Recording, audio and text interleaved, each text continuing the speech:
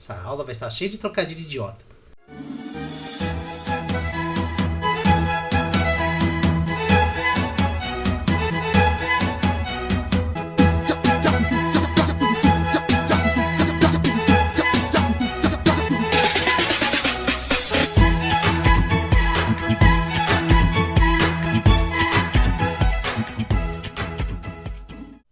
Olá pessoal, mais uma vez sejam bem-vindos aí à nossa aula de língua portuguesa e literatura. Agora começando com o nosso segundo conteúdo do modernismo português, que nada mais é do que a obra do grande Fernando Pessoa. Eu nem preciso falar muito a respeito da importância desse poeta português. Eu deixo para um outro autor, um dos maiores críticos da história da literatura, George Steiner, que certa vez falou sobre Fernando Pessoa. É raro um país e uma língua ganharem 4 grandes poetas em um só dia. Mas foi o que aconteceu em Lisboa, a 8 de março de 1914. Essa data não é por acaso. É a data em que Fernando Pessoa escreve na sua literatura a sua principal característica, que é a fragmentação do próprio poeta. Então lembra que eu comentei que uma das criações da poesia ali do Camilo Peçanha era a ideia de fragmentação, do ser fragmentado, do pensamento fragmentado, de você não se enxergar como uma unidade. Aí você tem isso tanto na poesia da Floribela Espanca, com a ideia de tristeza, de abandono, e também em autores como Mário de Sá Carneiro, que inclusive questionam a sua própria unidade. Fujo de mim, procuro a mim sem me encontrar, perdi-me dentro de mim porque eu era labirinto. Então todas as imagens são construídas sempre dando essa ideia de alguém que está perdido, procurando encontrar alguma coisa que na verdade é o seu próprio eu. Fernando Pessoa vai além. Fernando Pessoa não apenas compõe uma poesia sua própria, que tem essa característica da fragmentação, percepção do indivíduo como um ser que não é uma unidade, mas é uma série de coisas ao mesmo tempo, que não se conhece, não se encontra, que está eternamente em busca de algo, como ele efetivamente se divide em outros poetas. Tá? Ele cria outras figuras poéticas que acabam se tornando quase que entidades únicas, separadas do próprio Fernando Pessoa. Na primeira edição da revista Orfeu, ele chega a publicar poemas em nome de um desses heterônimos, sem ninguém saber que existia um heterônimo, que era essa figura que ele tinha criado, a ponto das pessoas acharem que ser um poeta novo, desconhecido, uma outra pessoa, mas na verdade era o próprio Fernando Pessoa. O mais legal é pensar que o Fernando Pessoa é um autor que acabou criando outras pessoas.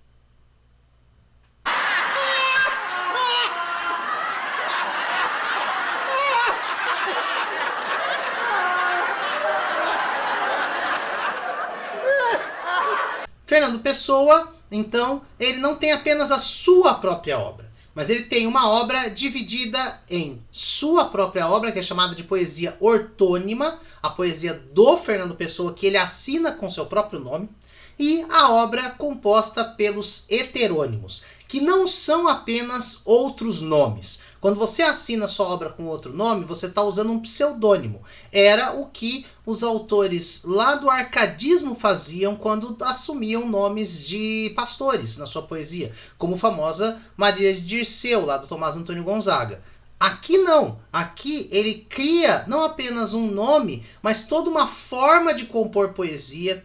Os personagens, eles têm características próprias, personalidades. Ele chegava a interpretar essas personalidades a ponto de algumas pessoas ao longo da história terem até questionado se Fernando Pessoa não era na verdade alguém que sofria de transtorno de múltiplas personalidades, né? E ele efetivamente tinha outras personalidades. Mas não, era a sua genialidade trabalhando, certo?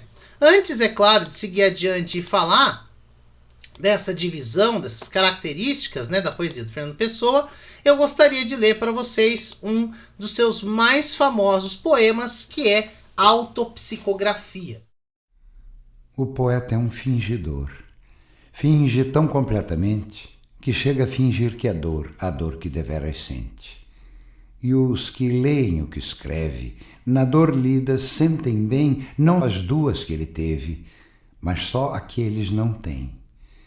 E assim, nas calhes de roda, gira a entreter a razão esse comboio de corda que se chama o coração. Bom, esse poema traz uma imagem fundamental, uma das várias imagens fundamentais da poesia do Fernando Pessoa, que é a ideia do fingidor, da máscara. O poeta é aquele que finge um sentimento. Aquilo é o que o poeta sente? Pode ser, mas pode não ser. Ele chega a fingir que é dor a dor que devera sente, porque toda arte, do ponto de vista do Fernando Pessoa, não é uma arte de expressar o que você sente, mas uma arte de expressar um sentimento que pode ou não estar correspondendo com você, porque o poeta é capaz de criar algo que não é correspondente aos seus próprios sentimentos. E é isso que o Fernando Pessoa quer mostrar. Escrever poesia não é só falar do que você sente como pessoa real. Você tem um eu lírico. Esse eu lírico não é essencialmente a sua própria voz como autor, certo? E aí o que acontece? Os que leem o que ele escreve sentem não apenas a dor que ele teve, mas aqueles também sentem, né? Aqueles não têm. Então ele na verdade mostra aqui como as dores e os sofrimentos poéticos se conectam, né? Na verdade aqui a gente pode pensar que todo sentimento poético que você sente ao ler um poema é fruto dos seus sentimentos particulares e também do que o poeta coloca lá. E de certo modo, o que o poeta coloca lá é o que ele está sentindo? É o que você está sentindo? Não, é um fingimento, é uma máscara poética.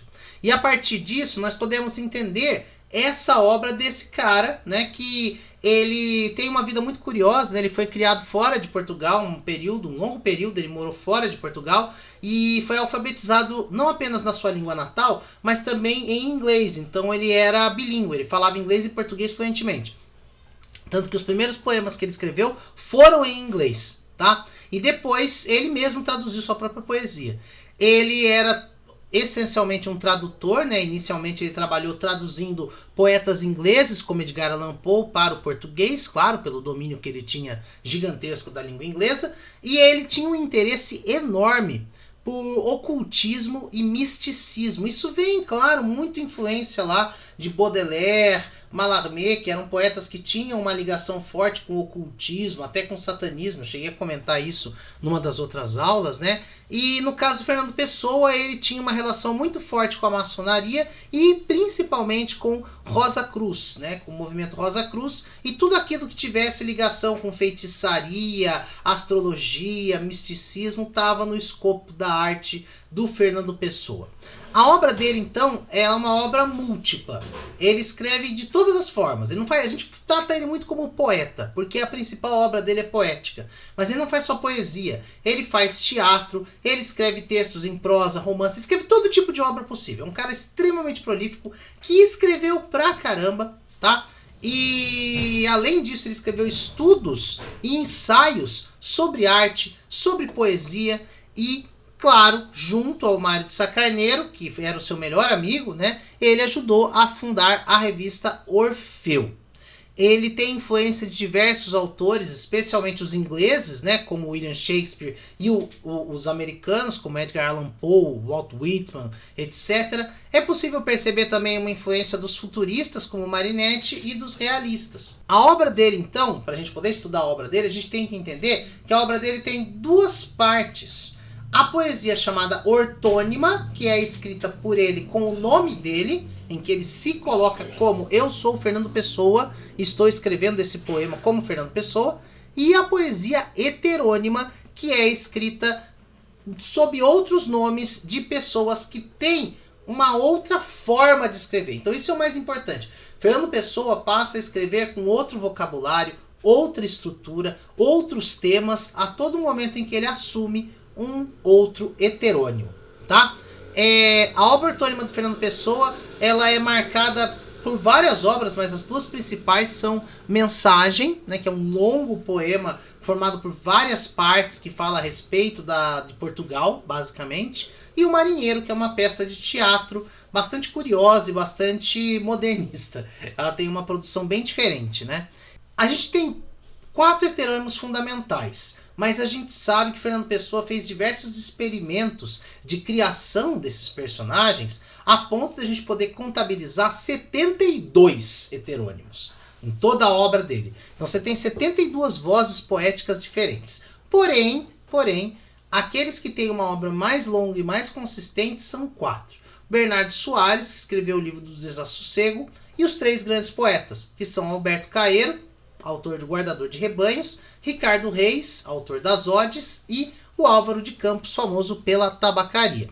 Eu vou aqui comentar então nessa aula não apenas o Fernando Pessoa, mas esses 4 poetas e falar deles como se fossem poetas diferentes, porque era como o Fernando Pessoa queria que a obra dele fosse vista, não como uma obra de um cara que inventou um jeito de compor e criou personagens, mas como a obra de 4 poetas além dele. Então isso é muito importante, a gente tem que olhar para a obra do Fernando Pessoa como se fossem efetivamente pessoas diferentes, né? O Fernando Pessoas.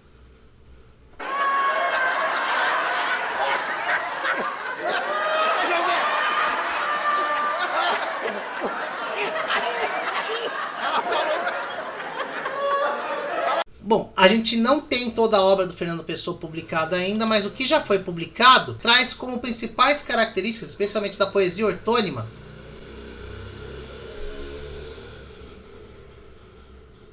a questão da identidade perdida e da consciência do absurdo da existência.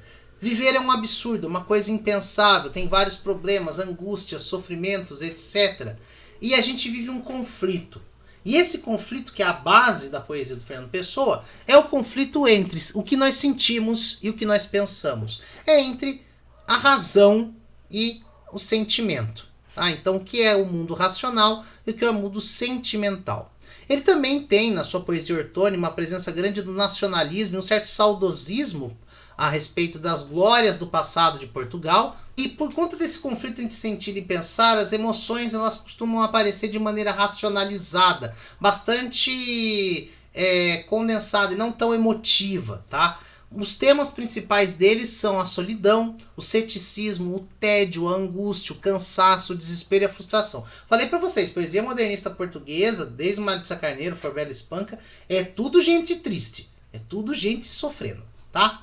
E também, claro, há um outro lado da poesia do Fernando Pessoa, que é a poesia mística, ocultista, cheia de termos esotéricos, tá? E também com uma certa musicalidade. Ele usa, na sua poesia ortônima, formas métricas tradicionais, decassílabo, soneto e assim por diante, tá? E outras formas clássicas com uma linguagem razoavelmente simples, tá?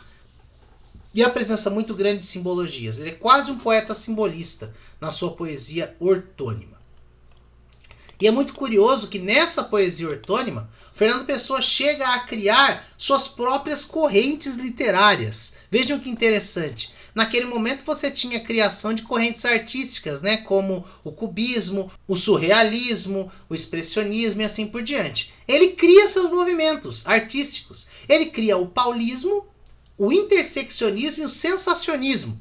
O paulismo seria a expressão artística focada em ambientes sombrios, águas escuras e paradas, com uma grande relação com o simbolismo, essa escuridão representando a própria escuridão do ser humano, a angústia e etc. Tem uma relação razoável também com o expressionismo, se a gente parar para pensar um pouco. O interseccionismo parte da ideia de interseccionar percepções, sensações e ideias de uma maneira às vezes que pode parecer totalmente bagunçada, mas que se você juntar os pedacinhos acaba formando alguma coisa. Muitas vezes a poesia interseccionista do Fernando Pessoa, ela parece uma pessoa falando sem parar, sabe, assim, como se ela estivesse num grande discurso, assim, eu brinco que é um textão de Facebook, né? Um textão longo, o cara fala e as ideias vão se juntando à medida que ele fala. E esse tipo de poesia que ele compõe no interseccionismo tem uma relação bastante forte com o futurismo, tem a presença de elementos do futurismo, tá? E o sensacionismo tem a ideia de valorizar as sensações e os sentidos. É curioso que outros autores acabaram usando as ideias do Fernando Pessoa e compondo obras ligadas às correntes que ele criou, né?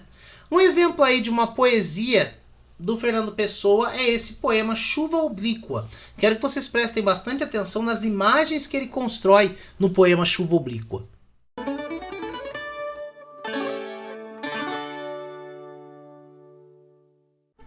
Atravessa essa paisagem o meu sonho de um porto infinito, e a cor das flores é transparente de as velas de grandes navios que largam do cais arrastando nas águas por sombra os vultos ao sol daquelas árvores antigas.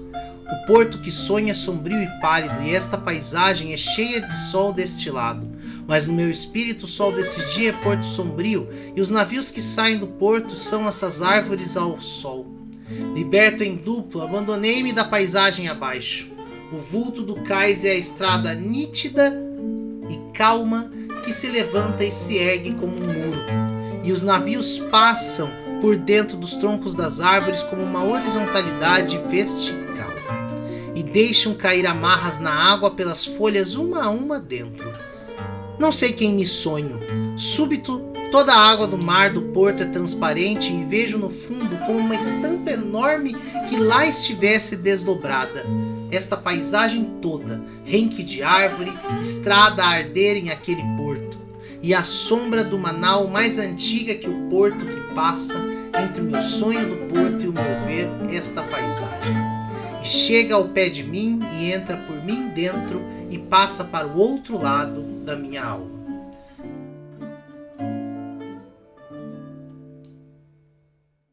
Então é alguém olhando uma paisagem e as imagens vão se sobrepondo. E a ideia é justamente criar um poema que lembre uma obra artística de colagem, né? Como se fossem aquelas obras cubistas ou futuristas que eu mostrei para vocês nas outras aulas, com imagens que vão se sobrepondo à medida que ele vai vendo. Então você começa até a perder noção exata do que ele está enxergando, né? Ele está enxergando uma paisagem, está chovendo, mas aí o que acontece? Né? Parece que as coisas vão se movimentando, mas na verdade é uma série de impressões, de sensações provocadas pela paisagem no poeta.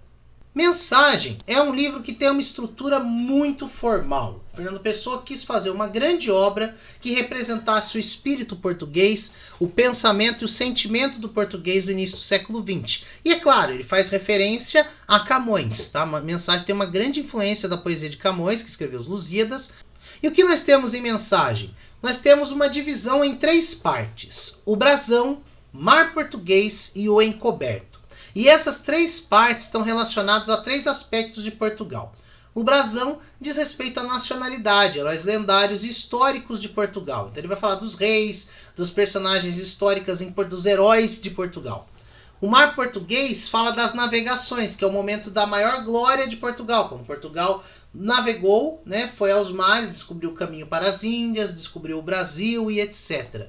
E depois nós temos o encoberto, que diz respeito ao desaparecimento do rei Dom Sebastião, que morreu numa batalha, a Batalha de Alcácer-Quibir, e essa ideia de que Sebastião irá voltar para trazer de volta a glória de Portugal é uma imagem que faz parte da cultura portuguesa, quase como um culto messiânico, tipo Cristo, né, que vai voltar para trazer o bem para o nosso povo, e a representar a decadência, né? Portugal decadente, Portugal que deixa de ser a maior nação do mundo, a mais rica, a mais poderosa, que dominava os mares, e passa a ser uma geração de pessoas decadentes e tristes. Então, essa é a estrutura básica de Mensagem.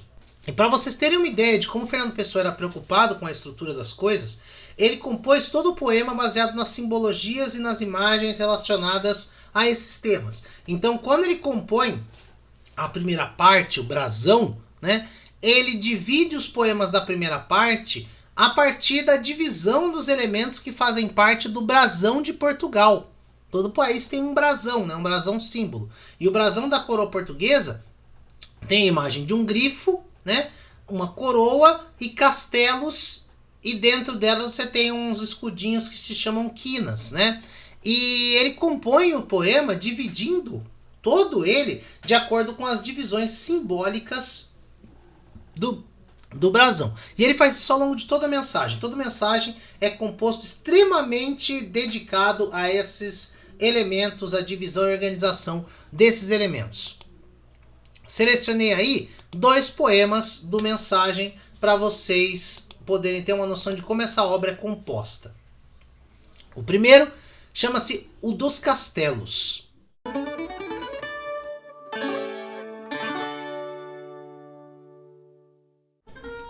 Europa jaz, posta nos cotovelos, de oriente a ocidente jaz fitando, e toldam-lhe românticos cabelos, olhos gregos lembrando. O cotovelo esquerdo é recuado, o direito é em ângulo disposto, aquele diz Itália onde é pousado, este diz Inglaterra, onde afastado, a mão sustenta em que se apoia o rosto.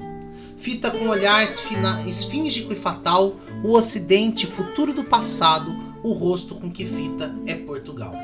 Esse poema, ele tem uma estrutura bem peculiar, né? Ele tenta representar a própria Europa, o continente europeu, como se fosse uma moça deitada. E aí ele descreve as partes dessa moça. É possível, se você pegar um mapa, você consegue ver cada elemento do poema como se fosse parte do mapa, né? E o rosto, né, de Europa, né, da Europa, é Portugal. Por quê? Porque se você olhar o mapa da Europa, você teria como se Espanha e Portugal fossem a cabeça deitada, né? E o rosto virado para o mar, porque Portugal é o primeiro país da Europa se você está vindo ali do Ocidente. Então, há uma série de elementos interessantes aqui. Ele fala, por exemplo, o Ocidente, o futuro do passado, porque no passado os portugueses foram ao Ocidente, né, foram até o Brasil buscar um futuro que não chegou, então o Ocidente é o futuro do passado. Há uma série de brincadeiras poéticas aqui que servem para reforçar essas características das viagens, do pensamento português. Por outro lado, nós temos o clássico poema Mar Português.